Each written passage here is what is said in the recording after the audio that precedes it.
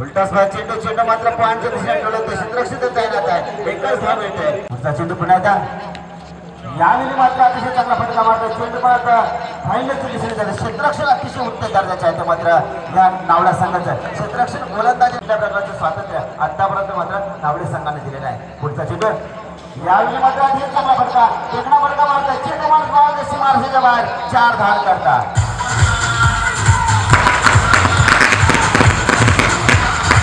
आणि 13 संख्येवर सन्मान देतोय. चेंडू लागतोय मिड विकेट आणि ताबा सोडण्यास तयार आहे. त्याला ताबा सोडावा लागेल असा विरोध आखावी लागेल. मात्र चेंडू मात्र आकाशाची व्यवस्थित घालतोय. चेंडू मात्र हवेशी खेळतोय. हवेत मध्ये ताळमेळ करतोय. परंतु अशा प्रकारच्या घरात बिनबाद 34 आणि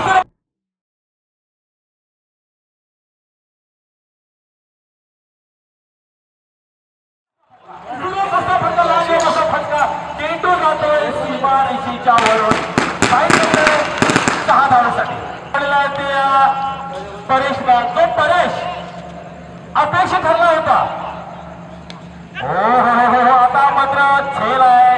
झेल खेळ सुद्धा गोलंदाज झेल मध्ये सोडलं. एक धाव महत्वाची. पहिल्या चेंडू शॉट चेंडू दिशा दाखवतोय. गोलंदाजच्या बेसचा उपयोग करतोय. 20 सेकंड बॉल साठी जबरदस्त पाहण्यासारखं शॉट पहिल्याच म्हणलं ते कॉमेंट तुला अगदी गुरुवारी थोडा हातात शोधायला दिसतोय. स्लोवा चेंडू भेटलाय. दिवसचं क्रिकेट आहे. स्लोवा चेंडू भेटलं तर काय नसलं होतं तर पेसचा फायदा घेतोय.